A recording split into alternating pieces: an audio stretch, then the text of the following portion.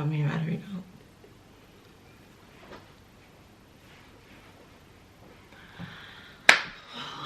Are you done? Hey everyone, it's the Melanie Love. I am Thornton. I'm Deandra. And we are back to you with another video. You see, I got feeling like Cameron and whatnot. Anyways, today we'll be discussing how we save 30K in 10 months. 30,000 pounds. 30,000 pounds. So in dollars, it's about like 40. Anyways, how we saved 30K in pounds in 10 months. Wow. Still living our best lives. Stay tuned if you are interested. Before we go, smash that like button, subscribe, and I'll see you in a second. Intro, please.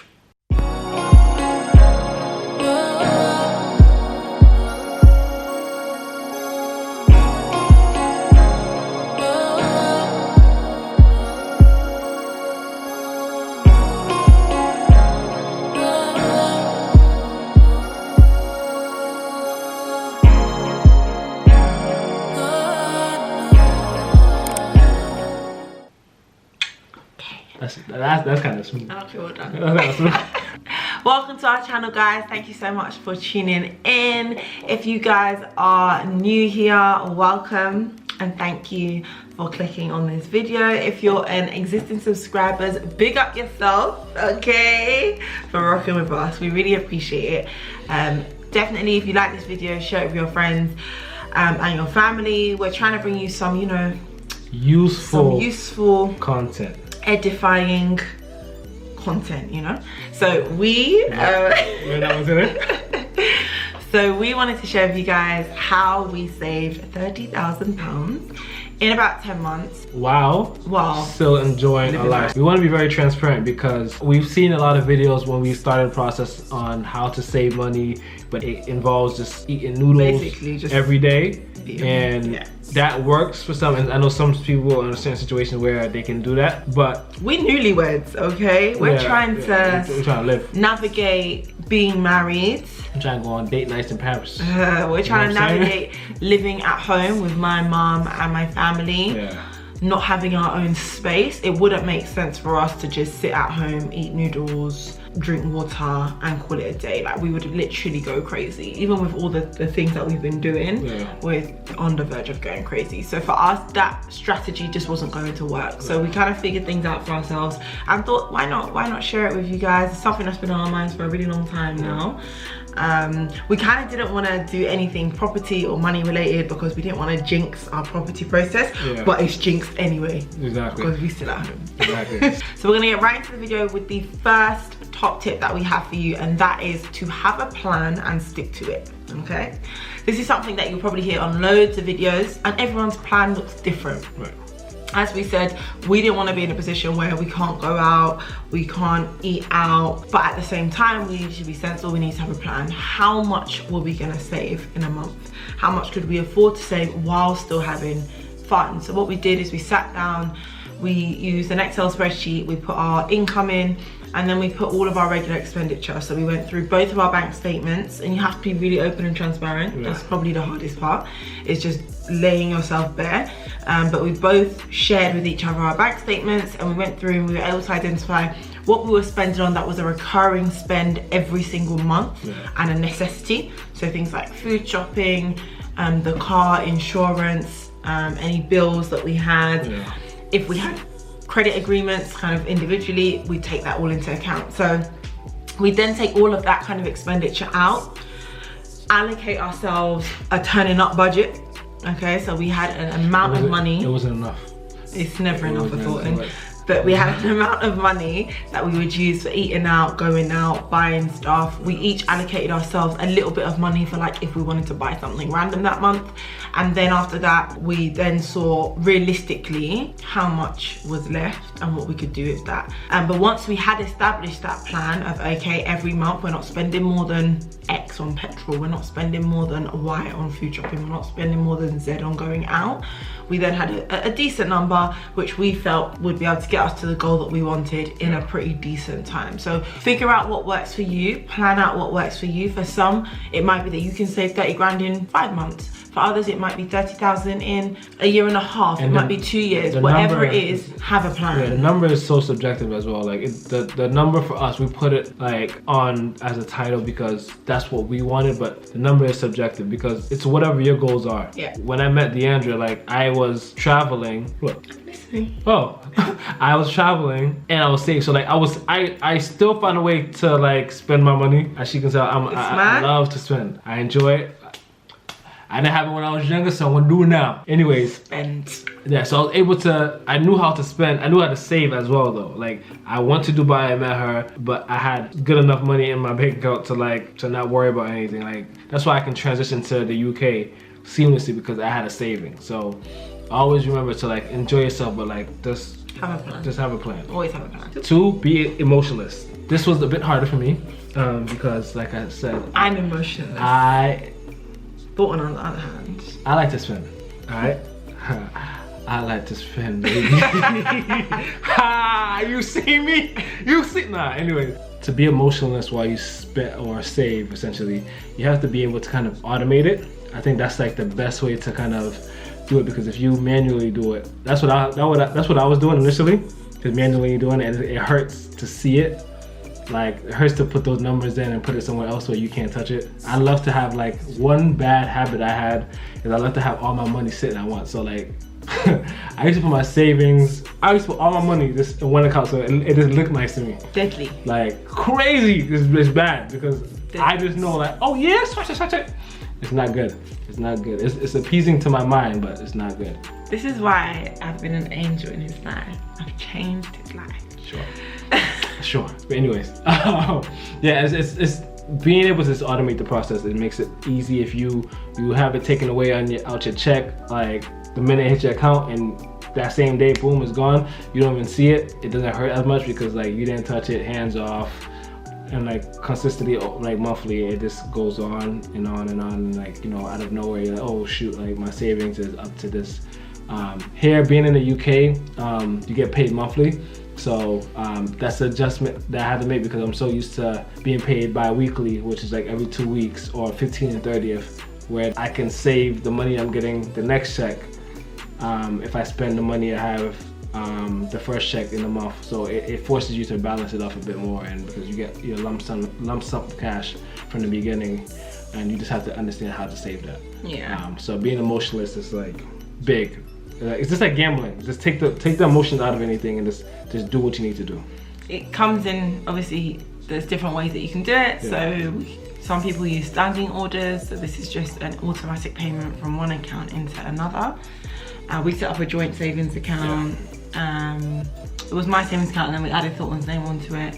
We don't actually have a standing order, but we do have, for example, a day in the month. So when we know that our bills and stuff have gone out, like the big ones at the beginning of the month, we say around the 5th is around about the time that we want to be sitting down and putting money into the savings account. So that's what we've done. Definitely one step up from that is just to have a standing order, right, where it just comes out automatically. But definitely, like, when the day comes, we just have to do what we have to do. Yeah, it's huge.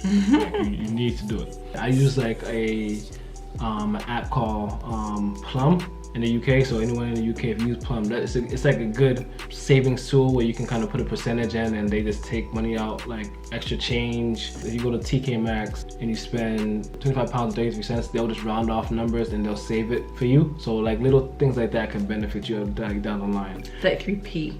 33 pence. 25, 33p. Anyway, it's money's money. Number 3 is save within your means. So a lot of people talk about spending within your means, but actually you also need to be able to save within your means. Setting targets, as we said at the beginning, is absolutely crucial, but if you set yourself a silly target, the chances are you're probably not going to stick to it, end up giving up with it completely, and then end up with very little savings, okay? So set a savings target that allows you to still breathe, that allows for rainy days, because you never know when your car's gonna need an MOT or when your car's gonna fail an MOT. MOT is like service. Like it's a service, basically like a service that you need to have. You need to have to, so your car can drive on the road, Yeah. essentially. So you never know what's gonna happen. So make sure that when you're making your plan for saving, which was the first point, that you are accounting for unexpected things, that you're accounting for just having a decent time without having to live too tightly. Too stink. And yes, set a savings target. That means that you're not overstretching yourself. Initially, when we first started, I kept putting loads of money in the savings, but then ending up in my overdraft at the end of the month, which obviously does not really make sense because you end up paying, it might be small fees, but you end up paying a little bit for using your arranged overdraft. So it makes more sense to just save that a little bit less, or adjust my monthly spending to ensure that when I am saving, I'm literally, by the end of the month, I'm literally back to zero. Right. I.e., a chunk has gone into saving, a chunk has been used on bills, and a chunk has been used on enjoying ourselves, and then next paycheck, the cycle repeats. So yeah, when you've worked it out, obviously at the end of the month, if I've got money left over, that would automatically just go straight into the savings, unless there's like birthdays or like anniversaries or something coming up, and I can use it for that. But yeah, definitely save within your means. People always say spend within your means, but also save within your means. Don't try and overdo it, because it's really easy to lose focus if you're not moving forward. If you're looking at your savings account and every month it's like not what you plan for it to be. So for example, say you want to save 1,500 every month, but actually in practice you've only saved 800 for the last couple of months. That's demotivating, because when you look in there, you're thinking, okay, cool, I'm meant to have, I don't know, 4,500 and I've only got whatever that number is. But again, even with that being said, like, appreciate the process, because you have to save, like, you got something. You got something that you can fall back Just on. don't give up. Yeah. Number 4 is have a vision for what you're saving. So like, you need to have like something to work towards, especially when you're saving, because if you don't have something that you're like focused on, like, okay, I want to get this, or I want to have this, or have like some kind of idea of what you want to do with your money next, you're just gonna spend it because you're just gonna say, oh, I'm not really saving for anything, I don't really, I can splurge with this. It just forces you to be a bit more disciplined. Some people are disciplined at that. True. They can just save endlessly. But for the average person, like, you need an end goal. So not like just a monetary figure, but actually this 30,000 is going towards our deposit and our solicitor's fees and like having a really clear idea about what we want to do with the money, and having literally having a vision of it. Like, we had vision boards in our rooms. Once you hit a goal, you need to continue to set other goals for your money, because once if you hit a goal and then like, that's it, then like, okay, I can chill now. You need to have something that will anchor you, that would always like, all right, cool, I want to save my money for this, or consistently have a plan with the money, because have your money work for you in some way or form. We're thinking about stocks down the line and all that stuff, so like this just has some kind of goal for it, so you know that this is what I'm saving for. And definitely review those goals as well. So like, when you get there, as he said, think about the next thing that you want to achieve. And again, if you can visualize it, if you can have a vision board, something that you look at every night, every single morning, that really helps, especially on those hard days when you've got to put a chunk of money in your account. You want to utilize an Amazon, especially during COVID. The boxes, I love the Amazon. The Amazon. But have those goals in place. It saves you down the line. Last but not least, our 5th tip for saving £30,000 in 10 months is try and generate other sources of income. Now, you hear this everywhere. It gets a bit jargony, a bit boring sometimes, and people are like, multiple streams. But in reality, at the end of the day, like, if you want to do the job faster, the only thing that you can change is either more money coming in or less money going out. For us, as we said, we wanted to still maintain a certain level of lifestyle. We still wanted to have fun. We still wanted to have our nice car, and still enjoy the early days of our marriage, because we're never going to get these days back. So for us, the only other option really was to increase the money coming in. So when we say multiple streams of income, we're not necessarily saying we've got other businesses or anything like that. We're not there yet, but just little things. Like, if, for example, I'd make a wig for someone, that money, not much, 100, 150, 200 pounds would go into the savings pot. Like, if, for instance, like, I'm in sales, so adjusting to the UK, I haven't like fully adjusted to like my commission structure, but I've been able to make some commission here, so that commission goes straight to the sales. Like, all right, cool. Like, I had to treat myself, So let's say 70% went to the savings, 30% went into my pockets. So he deserves it. Yeah. He works hard for it. Yeah. So like, yeah, if you are interested in sales or any source like that, really benefit. That can touch on like sales career in another video. But like that, it gets lucrative because if you can work hard and make your commissions, it becomes light work. Yeah. But I think like you can think of anything honestly as a second source of income, or just different sources of income if you are creative enough, especially during COVID. I could say do teaching online for students that are in different countries, like learning how to speak English, or just having conversations about how to speak English. It's like something that's big online now. You can go on yard sales, buy something and flip it, resell it on upcycle. Exactly. You can do that, or you can, if you're good at admin, go on Upwork and put your job description down. If you're good at sales, if you're good at business development, put on Upwork, put on Fiverr. There's so many resources out there. If you want to find a way to make extra, it is hard. There definitely is competition, but you can find a way to do it and separate yourself. Literally, even if it's only £100 extra that you're putting into your savings every month, it makes a difference. Over 5 months, that's £500. So you didn't have. So. Exactly, it does make a difference. We also kind of, if we got any tax rebates or. I left teaching. I left in a time frame where I couldn't transfer my teaching pension. So I was able to take that out because I wasn't able to transfer it into the pension that I have now anyway. So I was able to take that money out. Again, very tempting to spend, but went straight into the savings. So, you know, when you hear 30K in 10 months, you're thinking they're saving 3K a month. That's definitely not the case, but it was those extra little things that we were able to add to our savings. Not necessarily every month, but I'd say maybe half of the time, 50% of the time, we were able to supplement what we were putting in there. Sometimes those were big chunks with like commission checks and stuff like that. Yeah. Sometimes they were really small, but all in all, it made a difference and we were able to meet the target that we had originally set for ourselves.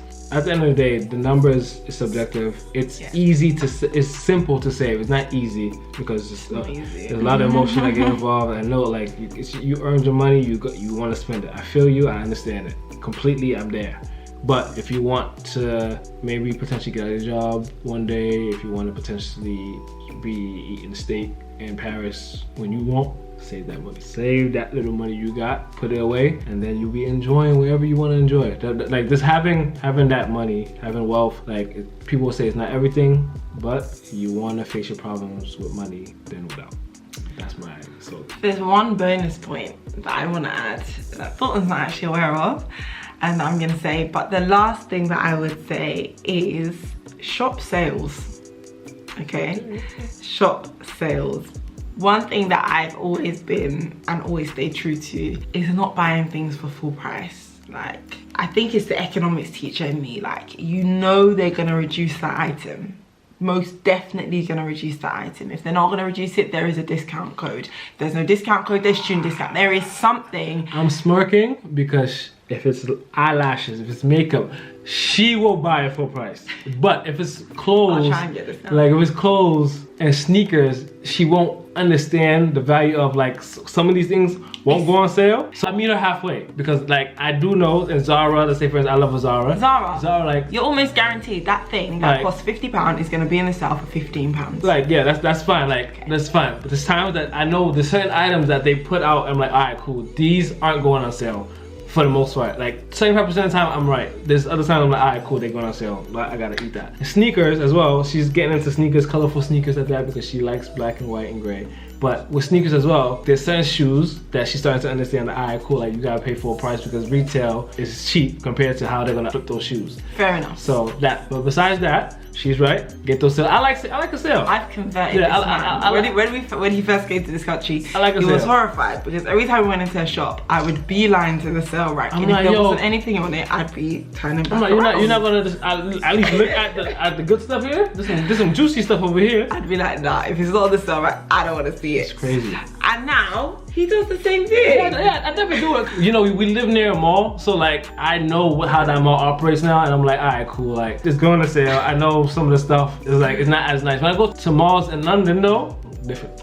I'm like, alright, cool. That. Like If it's new off the rack, I like it. But yeah, just being smart with your money. You know, like some of the stuff that you're gonna get, like if it has some benefit to you, don't waste your money on stupid things. I would say that's like the biggest thing. You know, like I try not to buy, like now this clothes that I really love, that's when I buy it. But there's random bits that I know that I'm not like 100% sold on.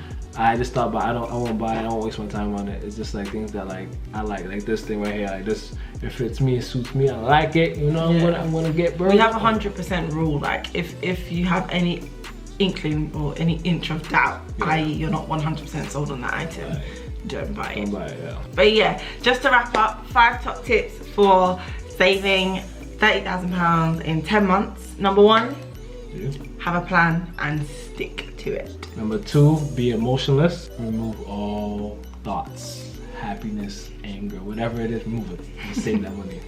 Number 3, save within your means. Number 4, have a vision of what you're trying to save. Make sure it's consistent, you have something to work towards. And last but not least, number 5, if you can find some other source of income, it could be big, it could be small, it could be one-off source of income, capitalize on that and make sure that you throw that into your savings pot to help you to grow that quicker. And that wraps up our little video. Thank you guys for joining. Make sure you like, subscribe, send it to your friends, send it to your mom, tell her that this is what you learned. If you are currently saving towards a particular goal, let us know in the comments below. If these tips helped you, let us know in the comments below and give us a thumbs up so we can give you more of our tips as we navigate life as a young black couple. But yeah, thank you so much for watching. Over and out. 2 fingers, they do it. How you saying tweet? Tweet? They say 2 fingers. Peace. Bye. Peace, no accent. Peace. Peace. Peace. Peace.